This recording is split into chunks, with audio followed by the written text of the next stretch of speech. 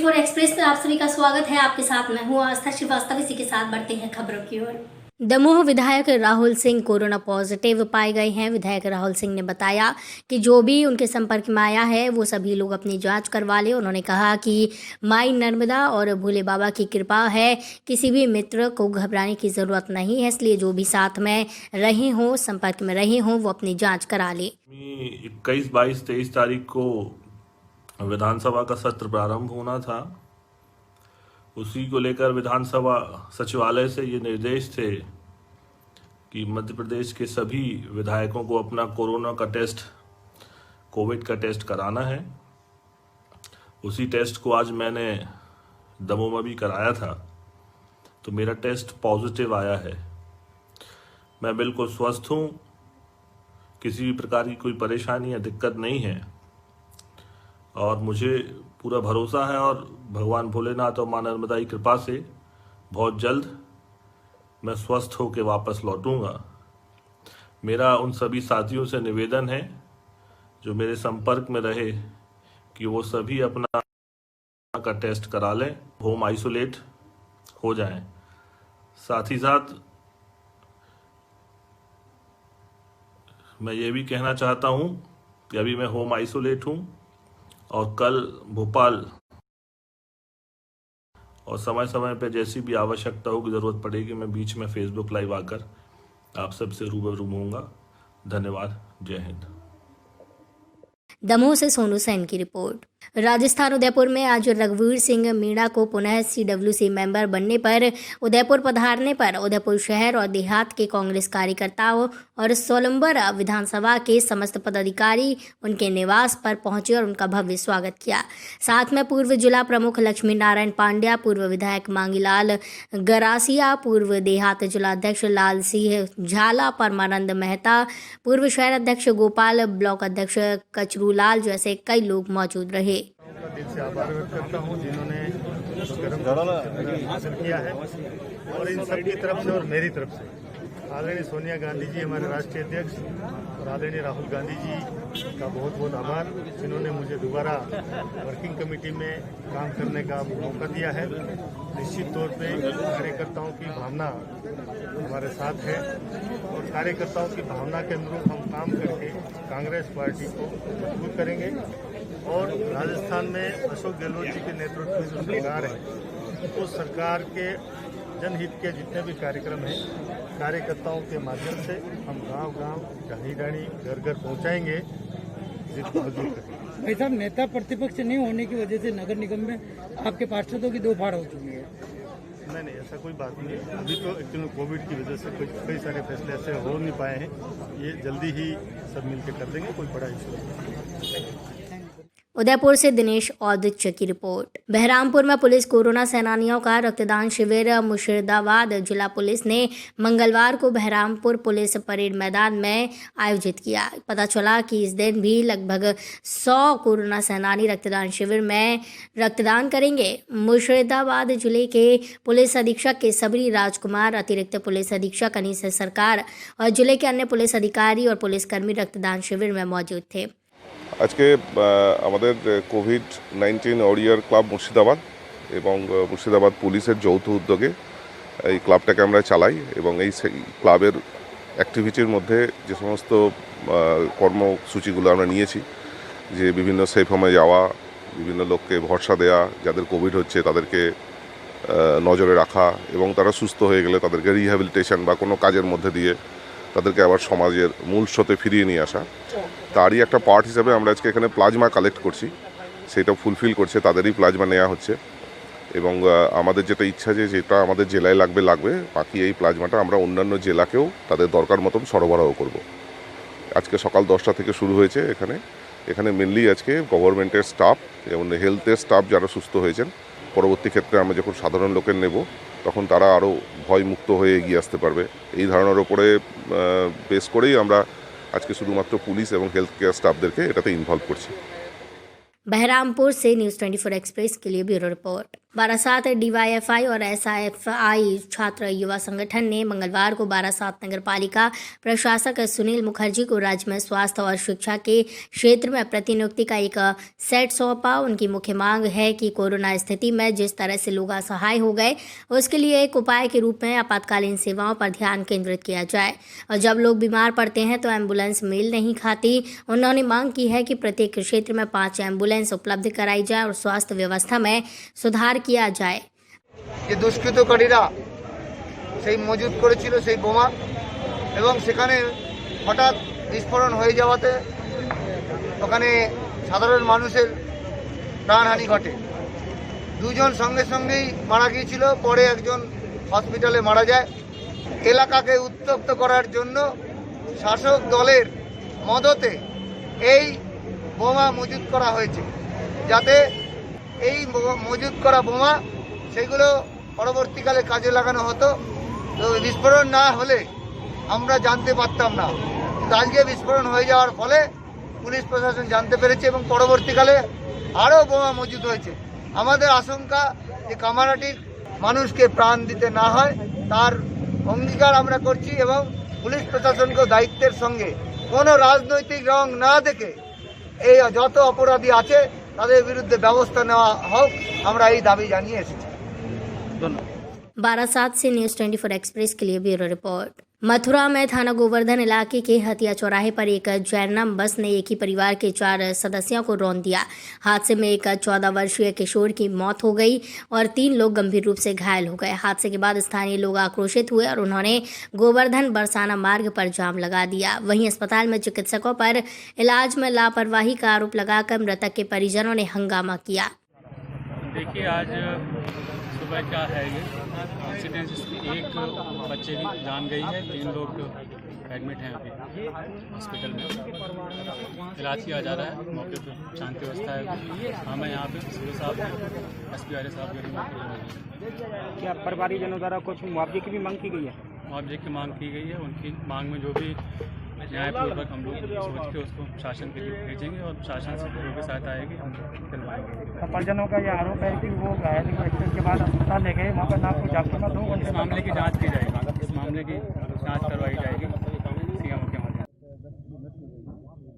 Body को PM के लिए भेजा जा चुका है और जो कुछ लोगों ने यहाँ पर जाम लगाया था उनको समझा बुझा के घर भेजा गया। तो इसमें जो जाम लगा रहे हैं आपको से लोग, उनके खिलाफ भी कोई कार्रवाई है, कोई हिरासत में है? उनमें से मुझे कोई हिरासत में लिया गया है। सही तथ्यों की जाँच कर की कार्रवाई की है। कुछ बाइकें भी यहाँ पे लावारिस बरामद हैं? हाँ, कुछ 8-10 बाइकें भी लावारिस बरामद की गई हैं। उनके पेपर्स देखे जाएंगे और किसके पश्चात उनकी कार्रवाई की। फिलहाल क्या फिलहाल शांति है। पीएम के लिए बॉडी भेज दी गई है, अग्रिम विधि कार्रवाई शीघ्र की जाएगी। मतलब से कोई मुआवजे वगैरह की कोई उनमें से पीएम के पश्चात परिजनों ने कहा है कि मुआवजे के लिए तो नियमानुसार विधि कार्रवाई की जाएगी। घायलों की क्या घायलों को जिला अस्पताल में चिकित्सा सुविधाएं। मथुरा से न्यूज़ 24 एक्सप्रेस के लिए ब्यूरो रिपोर्ट।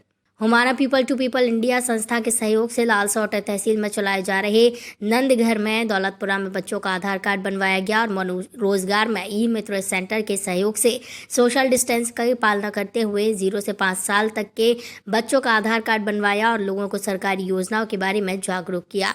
सभी को कोरोना 19 के बारे में भी समझाया गया। नमस्कार, मेरा नाम उमा शर्मा है। वेदांता के नंदघर प्रोजेक्ट जो कि हमारा पीपल टू पीपल इंडिया संस्था द्वारा चलाए जा रहे नंदघर दौलतपुरा में आज 0 से 5 साल के बच्चों का आधार कार्ड बनाया गया और सभी बच्चे एवं पेरेंट्स को कोविड-19 के बारे में जागरूक किया और सरकारी योजनाओं के बारे में बताया। लालसोट से मनोज जोशी की रिपोर्ट। उद्धव ठाकरे की सरकार द्वारा अवला कही जाने वाली नारियों के विरुद्ध किए जा रहे दुर्व्यवहार के विरोध में युवा मोर्चा पोरसा ने उद्धव ठाकरे का पुतला जलाया और विरोध प्रदर्शन किया। भारतीय जनता पार्टी युवा मोर्चा के जिलाध्यक्ष मयंक शर्मा के निर्देशन में बीजेपी ग्रामीण युवा मोर्चा अध्यक्ष आशीष सिंह तोमर के सहयोग से महाराष्ट्र सरकार द्वारा कंगना रनौत पर किए गए अत्याचारों के विरोध में और उनके घर की तोड़फोड़ के विरोध में संजय रावत द्वारा कहे गए अपशब्दों से गुस्साए लोगों ने आज उद्धव ठाकरे सरकार और उद्धव ठाकरे का अटेर रोड स्थित साधु सिंह चौराहे पर पुतला जलाया। आज जो पुतला दहन किया गया जो कि महाराष्ट्र सरकार का था और इसमें संजय रावत और उद्धव ठाकरे की कड़ी निंदा करी गई है। जिस प्रकार से उन्होंने जैसे हमारी बहन जो कंगना रनावत है, जिन्होंने सच्चाई के लिए अपनी आवाज़ उठाई है, अच्छी एक पहल करी है और हम सब उसी में उनका साथ देने के लिए, जिस प्रकार से अगर कोई महिला अच्छे के लिए आवाज़ उठाती है और उसका घर गिरा दिया जाता है, उसकी क्षति पहुंचाने की कोशिश करी जाती है, इसके लिए आज हम सभी युवा मोर्चा के कार्यकर्ताओं ने पूर्सा में इकट्ठे होकर महाराष्ट्र सरकार का पुतला दहन किया, महाराष्ट्र सरकार मुर्दाबाद के नारे लगाए और ऐसा कार्यक्रम को संरचना दी है। पोरसा से नीरज उर्फ धर्मवीर पचौरी की रिपोर्ट। दौसा जिले में गौशाला की जमीन पर लोगों ने अवैध तरीके से अतिक्रमण किया हुआ है। जयपुर पिंजरापोल गौशाला की दौसा शाखा के पास करीब 20 से 25 वर्ष पूर्व तक जहां हजारों बीघा से भी ऊपर जमीन हुआ करती थी, जो वर्तमान में सिमट कर मात्र सैकड़ों बीघा में सिमट कर रह गई और अब भी लगातार इस पर कब्जे हो रहे हैं। ताजा मामला इन दिनों रावण के टीले की जमीन का है, जहाँ गौशाला की जमीन पर लोगों ने और भी कब्जा कर लिया। गौशाला प्रशासन ने अपनी असमर्थता जताते हुए या यूं कहें अपने मुंह को सहमति प्रदान करते हुए कब्जाशुदा जमीन को छोड़कर उसके आगे जाकर गौशाला की जमीन पर बाउंड्री वॉल बनाना शुरू कर दिया। रावण टीले के पास में गौशाला जमीन जो निर्माण कार्य चल रहा था, किस तरह से चला रहा है, क्यों लोगों को ये भी कि भेदभावपूर्ण तरीके से गौशाला के द्वारा अतिक्रमण हटाया जा रहा है? कोई भेदभावपूर्ण से नहीं हटाया जा रहा। यहाँ के ज़मीन खाली है, उस पर बाउंड्री बनाई जा रही है, तारबंदी करेंगे, उस पर तारबंदी करके उसको हमारे कब्जे मिलेंगी। जो खुली पड़ी ज़मीन है उसके लिए हमने बाउंड्री वाल करके तार मैचिंग का कार्य करेंगे, स्थिति होगी। उसमें भी लोगों का आरोप है कि भाई भेदभावपूर्ण तरीके से हटाया जा रहा है। किन लोगों को हटा दिया, किन आगे नीम खोद दी उसके बाद में लिया जा रहा है? लोग तो पता नहीं क्या क्या कहेंगे, लोग तो कुछ भी कह सकते हैं, लेकिन जो हमारे कब्जे में आ सकती है वो ज़मीन हम कब्जे में लेने का प्रयास कर रहे हैं। गौशाला की और भी उसमें सबने जेसीबी चला रखी है साहब ने, और जो मिली भगत है इनकी सबकी, जो सब अपना अपना काम कर रहे हैं और मेरी सुनने वाला कोई नहीं है। मैंने भी उसमें थोड़ा सा ऐसे टाइम पास कर रहा था मेरे, और आगे जाके कार्रवाई हो और मुझ गरीब को कुछ न्याय मिल जाए। आपका नाम? मेरा नाम विनोद प्रजापति। समस्या से सुबह मैं तो 8 बजे हॉस्पिटल में चलेगी और अब ये काल का रात न डेरा डाल लिया, यहाँ का तो रह गया और हमारे 5 से 7 सोचे जैसे भी सुबह कर दिया, साफ कर दिया। किसने किया साहब? ये गौशाला का ना। अच्छा, ये इनको किस तरह से छोड़ा? तो गौशाला ने इनसे कोई पैसे वैसे की कोई डिमांड की क्या? तो पैसा लिया चाहिए, कहीं यहाँ छोड़ रिया चाहिए। क्या क्या नाम है जिन्होंने कब अभी रात को आए हैं? जो चंडी और कहीं नाम चाहिए, कहीं नाम चाहिए सबन पे हम पैसा ले खा रहा है, हम गरीबन कोई सुन हो रही है, बाढ़ में सबन को उठा दी और कब्जा कर रहा है जोर से। ये मेरा जो हमारा हम रोक रहा गया तो उनको हटा दिया सबन, जिनको पैसा वाला थे जिनको दे दिया, जिनको मकान जिनको सबन दे दिए। अब हम कहीं करेंगे, हम तो हमारे बाढ़ कहीं टाइम पास करा, हम 2-3 बाढ़ से करा दी। हम एप्लीकेशन दे के आए थे कलेक्टर साहब को, दे के आए थे और उन्होंने कहा ठीक है चलो कोई आगे करेंगे कार्रवाई, और कुछ नहीं कहा। आपका नाम? मंजू देवी। दौसा से संवाददाता बबलू शर्मा की रिपोर्ट। भारतीय किसान संघ तहसील पोरसा द्वारा आज प्रधानमंत्री नरेंद्र मोदी के नाम एक ज्ञापन तहसीलदार राजकुमार नागौरिया को तहसील कार्यालय परिसर में दिया गया। इस ज्ञापन में प्रधानमंत्री फसल बीमा योजना में खेत को इकाई माना जाए, प्रधानमंत्री फसल बीमा योजना में किसानों के द्वारा जमा की गई राशि और बैंकों द्वारा KCC लिमिट से काटी गई राशि की पावती बीमा कंपनियों द्वारा किसानों को देने के आदेश दिए जाएं। मांगे एक तो अपने पूरे प्रदेश का कार्यक्रम, भारत का आज ज्ञापन दिवस है, पूरे भारत की मांगे अपनी मुख्यतः जो है बीमा को लेके, लागत के आधार पर लाभकारी मूल्य को लेके, मंडी को लेके तमाम बिंदुओं पे अपने ज्ञापन दिया है मध्य प्रदेश सरकार और भारत सरकार को। अगर अपनी सरकार नहीं मानेगी तो अपन आगे क्या करेंगे? तो भारतीय किसान संघ राष्ट्रवादी संगठन है, हम केंद्र को राज्य सरकार को घेरेंगे। पोरसा से नीरज उर्फ धर्मवीर पचौरी की रिपोर्ट। बाराबंकी थाना क्षेत्र सतरेखे के अंतर्गत एक गुमशुदा का मामला फिर देखा। 30 वर्षीय युवा वीरेंद्र कुमार ग्राम और पोस्ट गहनवर का निवासी था। वीरेंद्र कुमार अपने घर का इकलौता वारिस था। पिताजी भले ही गुजर चुके हों, माता पत्नी और 2 बच्चों के साथ वो अपना गुजारा कर रहे थे। मीडिया के माध्यम से कुछ बयां करना चाहा परिजनों ने सच बताया कि क्या हुआ था कि घर से वीरेंद्र कुमार के साथ भागना पड़ा। क्या नाम है दादी आपका? रमपता। क्या मामला था जो आपको एप्लीकेशन देना पड़ा, और क्या मामला है घर का?